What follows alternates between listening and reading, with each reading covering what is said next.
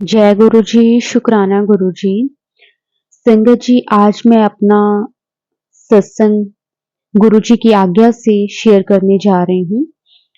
अगर सत्संग को बोलते हुए मेरे से कोई भी भूल चूक हो जाए तो प्लीज मुझे माफ कर देना। मैं गुरु जी के मंत्र जाप से इस सत्संग को शुरू करूंगी। ओम नमः शिवाय, शिव जी सदा सहाय। ओम नमः शिवाय, गुरु जी सदा सहाय। गुरु जी का कोटि कोटि शुक्राना। संगत जी, मैं गुरु जी का बहुत बहुत शुक्राना करती हूँ कि उन्होंने मुझे अपना बनाया, अपना समझा और अपने लड़ लगाया है। किस तरह से गुरु जी के साथ जुड़ने के बाद मेरी पूरी लाइफ बदल गई है। शुक्राना गुरु जी। मतलब संगत जी, मैं क्या ही बताऊं, मेरी लाइफ में इतने चेंजेस आए हैं ना। मैं 2019 में गुरुजी से जुड़ी थी और 19 से पहले संगत जी मैं बहुत जिद्दी, घमंडी, इतनी लड़ाकी थी, अपनी गलतियों दूसरों पर थोपने वाली थी। मेरे अंकल से भी तलाक हो गया था। मेरा एक लड़का है। मेरा 18 साल का बेटा है और हस्बैंड जो है वो आर्मी में ऑफिसर थे, बहुत अच्छे। हमेशा मैं ही ऐसी थी कि मैं रिश्ता तोड़ देती थी। जहां भी मुझे लगता था कि मेरी बात नहीं सुनी जा रही, मैं वहीं पे अपना रिश्ता तोड़ देती थी। और मेरी बात नहीं मानी जा रही, वहां मैं हमेशा रिश्ते को इम्पोर्टेंस ना देकर खुद को ही इम्पोर्टेंस देती थी और मैं रिश्ता तोड़ देती थी। ये नहीं है कि मेरे अंकल जी के साथ जो डिवोर्स है, मेरा हर किसी के साथ यही नेचर था। तो उनकी गलतियां निकाल कर मैंने लाइफ को इतना ज्यादा डिस्टर्ब कर लिया था ना। मैंने इतना ज्यादा, मैं डिप्रेशन हर जगह से मैं ना टूट चुकी थी। बस अपने आप को नहीं सुधार रही थी, बाकी तो कभी मतलब टूटी हुई थी, डिप्रेशन में हूँ, फिर भी मैं अपने आप को नहीं सुधार रही थी। फिर भी मैं लोगों की, मतलब सामने वाले की ही गलतियां निकालती थी। यूँ मेरी लाइफ में सारे चेंज कैसे आए, मैं आपको बताना चाहती हूँ। और गुरुजी मेरी लाइफ में कैसे आए, मैं आपको ये भी बताना चाहती हूँ। गुरुजी मेरी लाइफ में नहीं आए, मतलब गुरुजी ने मुझे खुद ही अपने साथ जोड़ लिया। मतलब मैं तो बिल्कुल भी नहीं जानती थी। मैं पंजाब की हूँ और डुगरी जाती हूँ, लुधियाना में रहती थी। पर मैं गुरुदेव के बारे में, मतलब गुरुजी के बारे में मुझे बिल्कुल भी नहीं पता था। मैं कुछ भी नहीं जानती थी कि वो कौन है, क्या है, मतलब मुझे कुछ भी नहीं पता था। संगत जी, मैं स्टार्टिंग से बताती हूँ। 2019 में अपने घर से निकली अपनी मम्मी के घर जाने के लिए। वहां रास्ते में मुझे 2 आंटियां मिली। उन्होंने मुझे बोला कि आप हमें लिफ्ट दे सकते हैं जनता स्वीट तक। मैंने कहा हाँ जी जरूर, ऐसा क्या है। उससे पहले भी ना संगत जी, मैं भगवान को बहुत मानती थी। मानती इन द सेंस कि लालची टाइप से मानती थी, मतलब मुझे अपने लालच ही होता था। इतना मैं पूजा भक्ति करती थी 2017 तक, कि जैसे होता है ना कि भगवान जी को मतलब प्रसन्न करने के लिए तो मैं हर चीज मैंने करनी। कोई उपाय करना, ज्योतिषों के पास, कभी किसी ज्योतिष के पास, हमेशा यही करती रहती थी। फिर क्या हुआ, जब 2017 तक मेरी लाइफ और ज्यादा डिस्टर्ब हो गई, तो मैंने भगवान जी को, सबको मानना बंद कर दिया। अपने घर से भी मंदिर उठा दिया, क्योंकि पूजा पाठ मैं नहीं करती थी, कभी भी नहीं करती थी। तो क्या हुआ कि उसके बाद 2019 में मैंने, जैसे अभी आपको बताया कि 2 आंटी मुझे मिली। उन्होंने मुझे कहा कि आप हमें यहाँ तक छोड़ सकते हैं, तो मैंने कहा हाँ जी, क्यों नहीं छोड़ सकती। तो बस यही एक छोटी सी अच्छी आदत है मुझ में कि मैं किसी को ना नहीं बोलती थी। बाकी तो 99% मेरे में बहुत ज्यादा विषय विकार, झूठ, गुस्सा, जितना भी कहते हैं ना, वो 5 जो हमारे दुश्मन हैं, वो सारे के सारे मेरे में थे। मतलब मैं बता ही नहीं सकती कि क्या हुआ। मैंने उनको छोड़ा। वहां पे जाते टाइम उन्होंने मुझे एक पर्स से अपने लॉकेट निकाल कर दिया। नहीं संगत जी, ब्रेसलेट निकाल कर दिया। सॉरी संगत जी।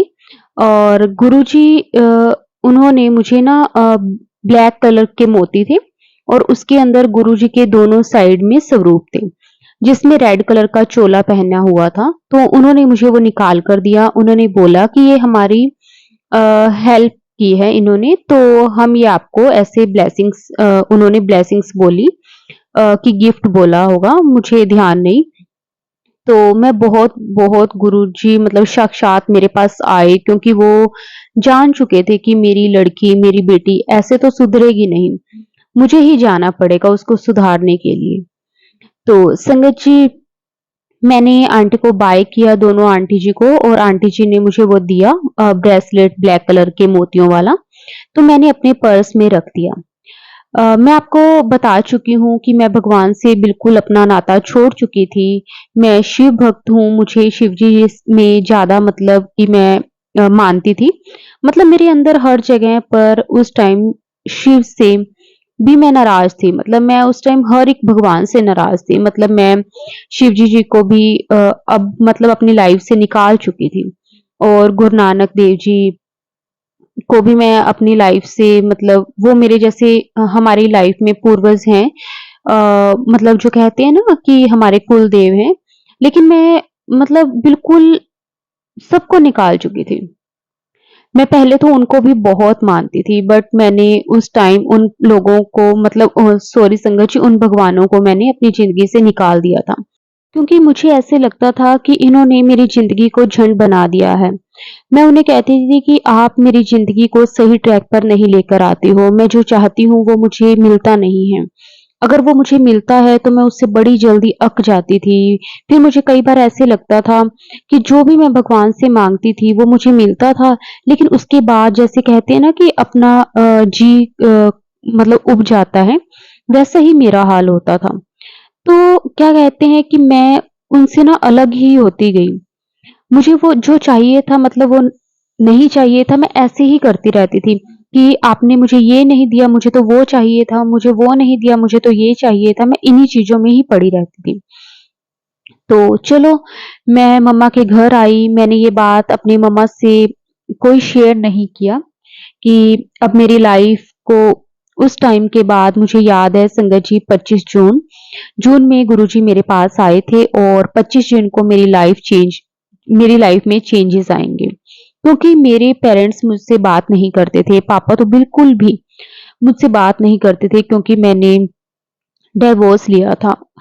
लेकिन संगत जी उस दिन क्या हुआ, उस दिन मेरे पापा ने मुझे बोला कि चलो तुम ये काम सँभालो और अपना दिमाग यहाँ पर लगाओ। ये तो किसी को मतलब ऐसे पैसे देते नहीं हैं, लेकिन मुझे मेरे पापा ने दिया कि ये वाला काम करके आओ। और संगत जी वो कुछ प्रॉपर्टी का काम था और वो फ्री ऑफ कॉस्ट हो गया। मतलब जिस बंदे से वो करवाना था ना, संगत जी वो बिना पैसे के एक काम नहीं करता था, बहुत लालची बंदा था। और लेकिन उसने जो फाइल जो थी वो वाली और संगत जी वो फ्री में मुझे दे दी। मतलब 7 लाख रुपए मेरे पास आया, मैंने अपना सारा लोन था जो चुका दिया और जो मेरा बेटा था मैंने उसकी फीस भरी, उसकी ट्यूशन की फीस भी भर दी। मतलब अपने घर में जो मतलब किराया मैंने साल का दे दिया। मेरे घर में ना पैसे की जैसे बारिश हो गई। फिर उसके बाद मैं उनके उस काम के लिए गई और मुझे वो प्रॉपर्टी अब मुझे अच्छे तरीके से असेंबल करनी थी, मतलब उसे ठीक करना था। और मैं उस काम में लग गई और उसके बाद ऐसे ही टाइम निकलता गया। फिर मैंने एक दिन अपने पापा को बोला कि बाबूजी यहाँ पे ना कोई 1 लाख माँग रहा है। फिर उन्होंने मुझे 1 लाख दिया। ऐसे करते-करते उन्होंने मुझे 3 बार 1-1 लाख रुपए दिए। लेकिन जब भी मैं वहाँ जाती थी वो बंदे मुझसे पैसे ही नहीं लेते थे। फिर दिवाली आने वाली थी और मेरे पास बिल्कुल भी पैसे नहीं थे। बाबूजी ने मुझे 1 लाख रुपए दिए और उन्होंने कहा कि जल्दी ये उनको दे आ और ये फाइल खत्म कर। तो उनके बोलने के लिए मतलब उन्होंने बोला तो उसके बाद ना जो भी वहाँ पे लोग थे उन्होंने सब ने साइन कर दिए। जो बंदे बिना पैसे के एक काम नहीं करते थे और वही मेरे बाबूजी जो किसी को 1 रुपया नहीं देते थे, उन्होंने मुझे 10 लाख रुपए दे दिए। संगत जी वो जो बंदे थे ना वो बिना पैसे के किसी का एक काम नहीं करते थे। संगत जी उन्होंने मेरे सारे काम फ्री ऑफ कॉस्ट किए। फिर संगत जी उसके बाद 19 के बाद 20 लॉकडाउन लगा और लॉकडाउन से सारे परेशान थे, मतलब हम भी परेशान, पूरी दुनिया ही परेशान थी। और कहते हैं ना किसी को उस लॉकडाउन में मतलब असफलता मिली, मगर मुझे वो बहुत सफलता मिली। मुझे जीने का तरीका मिल गया। मुझे समझ आ गई कि मैं कौन हूँ। मुझे अपनी गलतियां नजर आने लग गई। तब भी मैं गुरुजी मेरे पर्स में ही है। मैं गुरुजी को जानती ही नहीं। ना गुरुजी मतलब मैंने कभी उनको पर्स से ना ही निकाला। मैंने कभी उस ब्रेसलेट को निकाला। संगत जी, मैं अपना मेडिटेशन करना स्टार्ट हो गई। तो पर मुझे जो भी मेडिटेशन की वीडियो मिलती मैं उसके अकॉर्डिंग मेडिटेशन करने लगी। और संगत जी, लॉकडाउन में मैंने बहुत ज्यादा मेडिटेशन किया। लाइफ में पहली बार गीता पढ़ी। क्योंकि संगत जी, मुझे गीता अच्छी नहीं लगती थी, क्योंकि मैं सोचती थी कि श्री कृष्ण जी गीता में अपनी ही बढ़ियाई करते रहते हैं, इसलिए मैं नहीं पढ़ूंगी। बस संगत जी, मुझे नहीं पता कि ये सब कुछ कैसे स्टार्ट हुआ, लेकिन मैंने गीता पढ़ी। और संगत जी, क्योंकि मैं शिव भक्त हूँ और मुझे श्री कृष्ण जी के साथ इतनी अटैचमेंट नहीं है, जैसे मैंने गीता पढ़ी लाइफ में पहली बार। जब मैंने पहली बार गीता पढ़ी तो मुझे अच्छा नहीं लगा। मैंने कहा कि वही बात हुई कि श्री कृष्ण जी तो हर बात में अपनी बड़ाई कर रहे हैं कि मैं भगवान। और जब संगत जी मैंने दूसरी बार पढ़ा, मुझे अपने 100 सवालों के जवाब मिले। तीसरी बार पढ़ी तो मुझे 300 सवालों के आंसर मिल रहे हैं। अब मैं हर महीने गुरुजी की कृपा से एक बार गीता जरूर पढ़ती हूँ। कोशिश करती हूँ कि मैं रोज का एक अध्याय पढूं और महीने में मैं मतलब उसे कंप्लीट कर देती हूँ। तो मैंने उसे अच्छे तरीके से पढ़ना और हर बार मुझे उसमें अपने कोई ना कोई सवाल का जवाब मिलना और बहुत पॉजिटिव लगना और बहुत सारे आंसर मिलते। फिर क्या हुआ कि बीच में लॉकडाउन लग गया और उसके बाद गुरुजी ने एक ऐसे शख्स को मेरे जीवन में भेज दिया जिसने मेरी लाइफ को इतना चेंज कर दिया कि मेरी वाह वाह हो गई। मतलब हर जगह मेरी ना मतलब कि हर लोग मुझे मानने लग गए। मतलब जैसे कि एक होता है ना फेमस होना, मतलब एक पर्सनैलिटी सेलिब्रिटी जैसे बन जाते हैं। तो मुझे ऐसा फील होने लगा कि जैसे मैं वो बन गई हूँ। फिर संगत जी 2021 में मेरे ताऊ जी बीमार हो गए। लेकिन संगत जी तब तक मुझे हर एक चीज मिली। मतलब 19 के बाद मुझे पैसा, prosperity, happiness, success, health, wealth, गाड़ियां, इज्जत, मान सम्मान सब कुछ मिला। संगत जी फिर क्या हुआ, 2021 में संगत जी मेरे जो डैड बाबूजी थे उनकी डेथ हो गई। हम उन्हें नहीं बचा सके क्योंकि उनकी जो हेल्थ थी, उन्हें बहुत सारी बीमारियां थी। तो देखो, वह जो प्रॉपर्टी है हमारी, मतलब करोड़ों की प्रॉपर्टी है। वो चाहते थे कि मैं ये प्रॉपर्टी हम में से किसी को नहीं देंगे और वो एक मंदिर को देकर जाएंगे, मतलब किसी को नहीं देंगे। जैसे होता है ना कि वो सेल्फ डिपेंडेंट पर्सन, कि मैंने इनको इतना काबिल बना दिया है, पढ़ा लिखा दिया है, खुद कमाएंगे खुद खाएंगे, इस नेचर के आदमी थे वो। तो उन्होंने सोचा था कि वो प्रॉपर्टी को वो किसी ना किसी को, किसी ट्रस्ट को ही देकर जाएंगे, वो ऐसे किसी को नहीं देंगे। लेकिन उनके लास्ट मोमेंट पे उनकी सेवा मैंने की, हॉस्पिटल लेकर जाना, सब कुछ मैंने किया था। और जब उस दिन मतलब उनकी जब डेथ हुई, उससे एक दिन पहले अ, होली थी। होली के बाद उनकी डेथ हो गई और सोमवार का दिन था, मुझे याद है। तो उस दिन उन्होंने मेरे आगे हाथ जोड़े, क्योंकि उनको एहसास था कि आज जो मेरी बेटी के साथ हुआ है, जो कुछ भी हुआ है, उसमें कहीं न कहीं दोषी मैं भी ज़रूर हूँ। नहीं तो मैं उसको समझा सकता था, प्यार दे सकता था, इसके जीवन में प्यार की कमी थी, मैं उसको पूरा कर सकता था। तो फिर संगत जी उसके बाद, उनके जाने के बाद जो भी उनके रिचुअल्स होते हैं, वो मैंने सारे के सारे कंप्लीट किए। गुरुजी की कृपा से सब हुआ। मतलब गुरुजी ने हर पल साथ दिया। हमारे जो बाबूजी हैं वो किसी को भी नॉमिनी नहीं बनाकर गए थे। मतलब इवन कि मेरी मम्मी को भी नहीं बनाकर गए थे। हमारे पास कुछ भी नहीं था। हमारे पास हमारी बस एक दुकान आई। जो दुकान है वो पूरी फेमस दुकान है हमारी सिटी में, और पास में हम लोग बहुत मतलब कि गुरुजी का शुक्र अदा करते हैं कि हमें किसी से भीख नहीं मांगनी दी। जब से हम पैदा हुए हैं तब से हमें कभी भी भीख नहीं मांगनी दी, ये बात तो है। पर गुरुजी मेरे पास आए और नज़ारे तभी आए क्योंकि मुझे समझ आए गुरुजी की कृपा से कि मैं कहाँ गलत हूँ।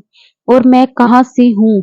फिर उसके बाद क्या हुआ कि मैं शॉप संभालने लग पड़ी। बेटा भी अब 10th पास हो चुका था, अच्छी लाइफ मतलब निकाल निकाल रही थी, सब कुछ मतलब इतना अच्छा चल रहा था कि मैं उस टाइम पे खाटू श्याम जी का नाम बहुत चला। मैं खाटू श्याम जी के गई, मुझे मतलब कि ये मंदिर उनका मैंने बाबूजी के की ख्वाहिश थी कि इस मंदिर को बनाना है। उसी मंदिर की दुआ मांगने मैं गई कि ये मंदिर जल्दी से जल्दी बन जाए, दुकान मेरी मम्मा के नाम हो जाए, क्योंकि मेरे बाबूजी नॉमिनी नहीं बनाकर गए थे। तो प्रॉब्लम आ रही थी कुछ न कुछ। लेकिन फिर भी संगत जी सब कुछ अपने आप स्मूथली होता गया।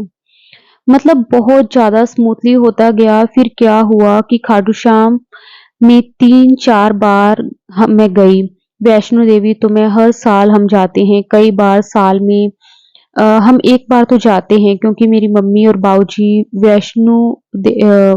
वैष्णवी भक्त हैं और मैं भी उनको बहुत ज़्यादा मतलब ऐसे अंदर से बहुत ज़्यादा मानती हूँ और शिव भक्त भी हूँ पूरी की पूरी। इस टाइम भी गुरुजी को मैं नहीं पहचान पाई।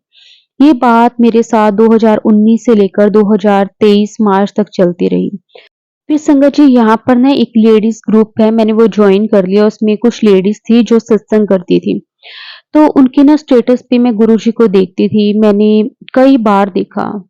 मैं संगत जी मैं हमेशा ये कहती, लो जी मैं माफी मांगती हूँ गुरुजी, मैंने आपके बारे में इतने अशब्द बोले क्योंकि मैं जानती नहीं थी।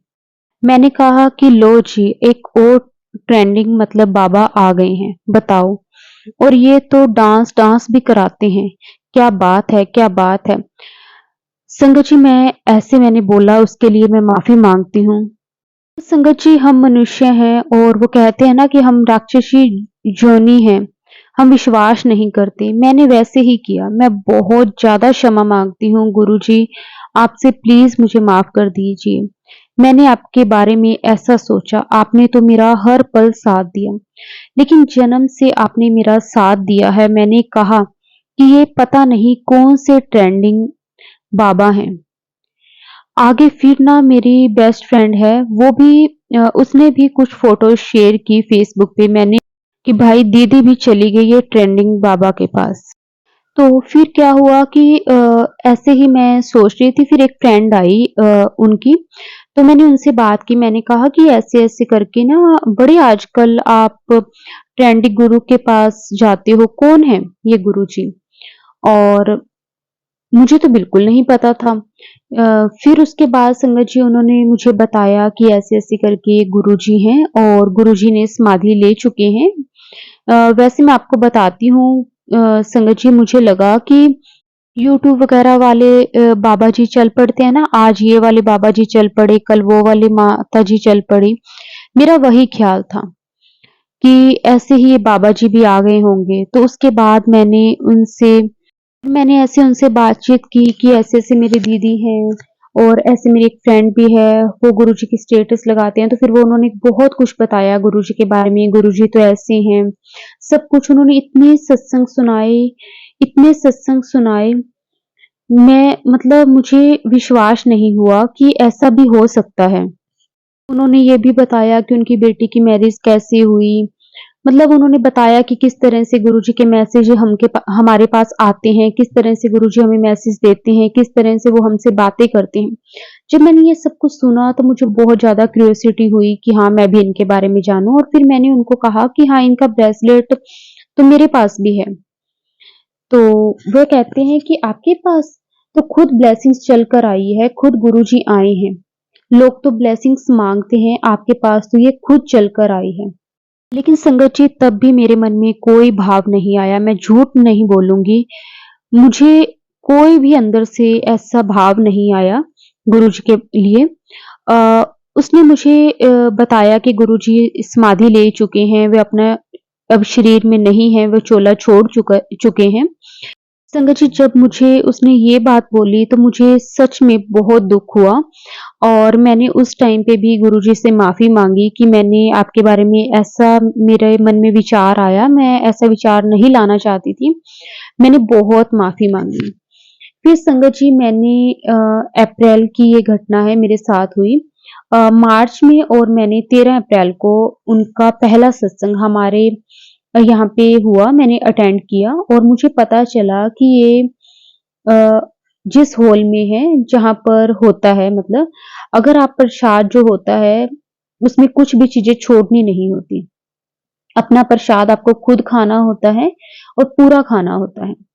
और आपके जीवन में जो भी कष्ट होते हैं, जो भी परेशानियाँ होती हैं, कोई भी बीमारी होती है, आप जैसे-जैसे ग्रहण करते हो, वो वैसे-वैसे दूर हो जाती है। फिर संगत जी मैंने वो प्रसाद ग्रहण किया, मेरा पेट पूरा भर गया मतलब मैं आपको बता नहीं सकती, ऐसे लगता था जैसे ना एक भूख होती है ना अपने मन में जो भूख होती है, वो पूरी की पूरी जैसे गुरुजी खत्म कर देते हैं। संगत जी मैं वापस आई, मुझे बहुत अच्छा लगा।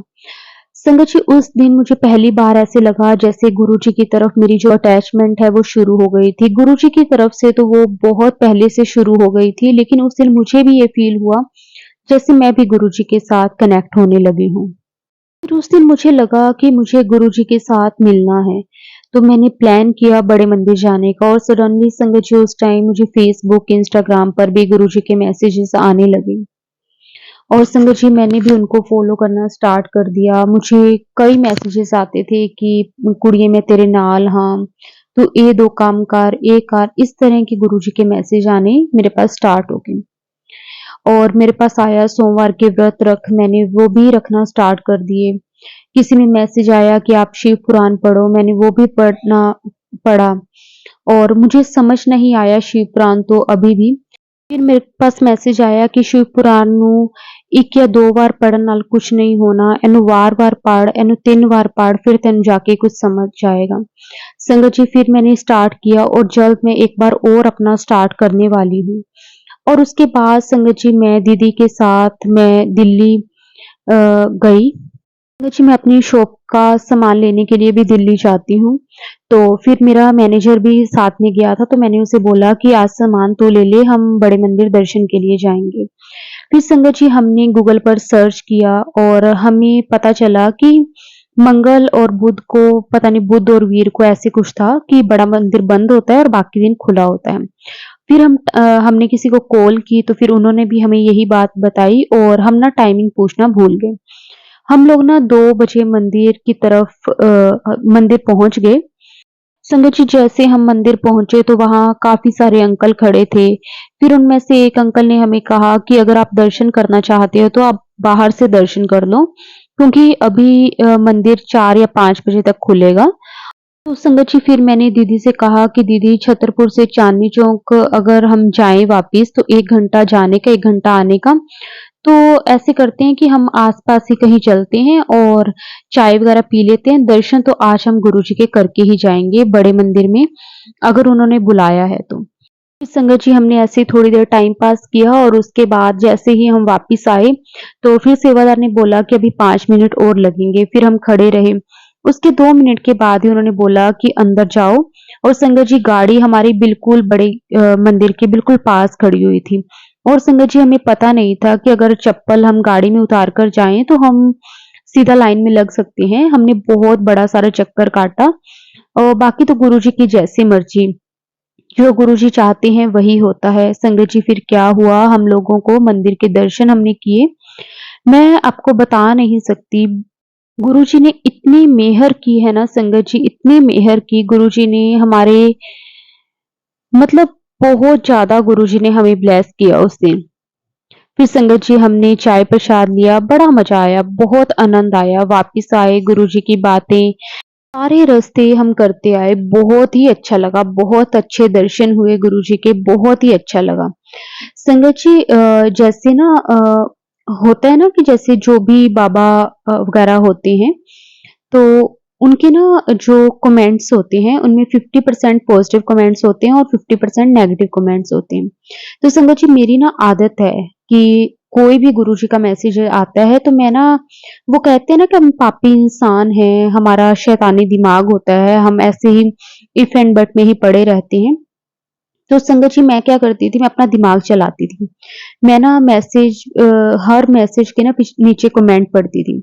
मैं हमेशा मेरे दिमाग में चलता था कि मैं देखूं कि कोई नेगेटिव चीज बोल रहा है कोई भी।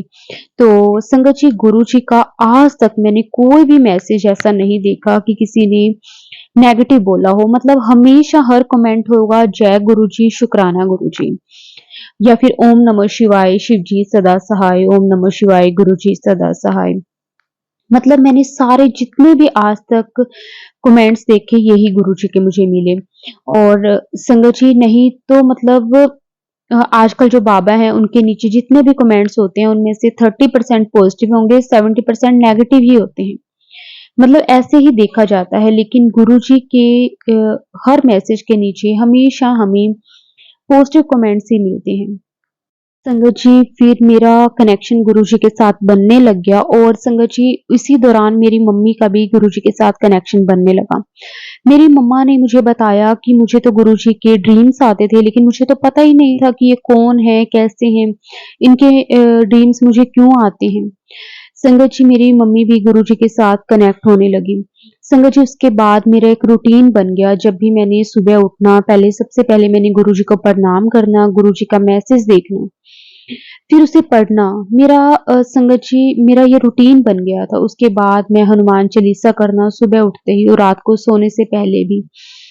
संगत जी, मतलब गुरुजी के साथ जुड़ने के बाद बहुत ज़्यादा लाइफ चेंज हुई है, बहुत ज़्यादा पॉजिटिविटी आई है। संगत जी, जब हम बड़े मंदिर गए थे ना, तो वहाँ से हमें 2 स्वरूप गुरुजी के मिले थे। और किसी ने मुझे पता चला कि किसी ने बोला था कि स्वरूप हम खरीद नहीं सकते, हमें ब्लेसिंग्स बड़े मंदिर से मिलती हैं। और एक मुझे लाल रंग के चोले में बड़ी ब्लेसिंग्स मिली और एक मुझे छोटी ब्लेसिंग्स मिली। दोनों को मुझे और दीदी को मिली थी। और उसके बाद हम घर आकर मैंने वो दोनों फ्रेम करवा लिए और मैंने ये दुकान पर रखा, एक अपने घर में रख लिया। फिर क्या हुआ संगत जी, मम्मी वैष्णो देवी को मानते हैं, तो मम्मी ने बोला कि मेरी ना इनके साथ में इतना कनेक्शन फील नहीं होता। वैसे तो इनका नाता हमारे साथ जन्मों-जन्मों का है, लेकिन पता नहीं मुझे मतलब ऐसे कोई कनेक्शन सा फील नहीं होता। तो संगत जी, हो सकता है कि गुरुजी ने मेरा कोई एग्ज़ाम लेना हो, गुरुजी मेरी परीक्षा ले रहे थे। और उस संगत जी, मैं समझ गई गुरुजी मेरे पास आए हुए थे ब्लेसिंग के रूप में। मुझे नहीं पता था कि वो कौन है, क्या नहीं। अब मुझे समझ आ गई थी कि ये मेरे परम पिता हैं, यही मेरे गुरु हैं। तो संगत जी, आज तक गुरु भी मैंने नहीं बनाया था, मुझे समझ आ चुकी थी। फिर संगत जी, मैंने इनका मंदिर बनाया अपने ही रूम में। मैंने इन्हें स्थापित किया और मेरे पास गुरुजी के मैसेजेस आने शुरू हो गए। मेरे पास रोज़ मैसेज आना गुरुजी का कि तू सुखमनी साहिब दा पाठ करना शुरू कर। मैंने सुखमनी साहिब का पाठ करना स्टार्ट कर दिया, मंत्र जाप करना स्टार्ट कर दिया। संगत जी, उस दौरान क्या हुआ, मेरा और मेरी मम्मी में लड़ाइयाँ होनी शुरू हो गई। वो लड़ाइयाँ इतनी ज़्यादा बढ़ गई कि संगत जी, वो पुलिस तक बात पहुँच गई। तो फिर मैंने गुरुजी को बोला कि प्लीज़ गुरुजी, मुझे कुछ समझ में नहीं आ रहा। अगर मैं गलत हूँ तो प्लीज़ आप मुझे सुधारो, आप कुछ ना कुछ करो कि ये सब कुछ ठीक हो जाए। संगत जी, उनकी जो लड़ाइयाँ थी वो बहुत ज़्यादा हमारी बढ़ गई थी। आगे भी लड़ाइयाँ होती थी, लेकिन इतनी नहीं होती थी। अब इस बार की जो लड़ाई थी संगत जी, वो पुलिस तक पहुँच गई थी, तो बहुत ज़्यादा वो बात बढ़ गई थी। संगत जी, उससे पहले मैंने गुरुजी को याद नहीं किया, लेकिन जब बात बहुत ज़्यादा बढ़ गई, फिर मैं गुरुजी के आगे कहने लगी कि गुरुजी, अब आप ही कोई सॉल्यूशन निकालो। और संगत जी, गुरुजी इम्तिहान तो ज़रूर लेते हैं, लेकिन गुरुजी पास भी करवा देते हैं। और संगत जी, फिर गुरुजी ने उसका सॉल्यूशन निकाला और हम फिर सब एक हो गए। शुक्राना गुरुजी, आपका बहुत-बहुत शुक्राना। संगत जी, उसके बाद मेरी लाइफ में जब से मेरी मम्मी के घर में आई, मैं अपनी बेटी की तरफ ध्यान नहीं दे रही थी और अभी तक भी नहीं दे पा रही थी। तो क्या हुआ कि मैं बिज़नेस की तरफ ही लग गई थी, बेटे को देखा ही नहीं। मेरे बेटे ने लॉकडाउन के टाइम पे 10th पास की थी, फिर वो +1 में हो गया, स्कूल जाता था। उसके बाद +2 भी उसने पास की। लेकिन समझिए +2 में क्या हुआ कि वो उसे मैंने ना हॉस्टल में लगा दिया था, लेकिन वो हॉस्टल से वापस आ गया। ट्यूशन डाला, वहाँ पे भी वो पढ़ता नहीं था। मतलब सारा दिन फ़ोन, फ़ोन, और ऐसे मेरे बेटे के साथ मेरी लड़ाइयाँ भी होती थी। वैसे तो बहुत अच्छा बच्चा है, लेकिन वो कहते हैं ना कि शायद ये एज ही ऐसी होती है। और संगत जी मुझसे डरता ज़रूर है, लेकिन बिल्कुल भी पढ़ाई नहीं करता था, तो मुझे ना हर टाइम टेंशन रहती थी इसकी कि अब +2 है और ये फ़ेल हो जाएगा। और ये बिल्कुल भी पढ़ता नहीं है। तो संगत जी मैंने गुरुजी के सामने मतलब एक प्रे की और मैंने गुरुजी को बोला कि गुरुजी अब आपने ही इसको देखना है कि कैसे क्या करना है, क्योंकि वो मेरी बिल्कुल भी नहीं सुन रहा है। तो जी उसी टाइम मेरे पास मैसेज आया गुरुजी का कि इस महीने तेरे कोल 2 खुशखबरियाँ आनी है। केड़ी मैं पहला देनी है, पहले मैं वो सोचूँगा।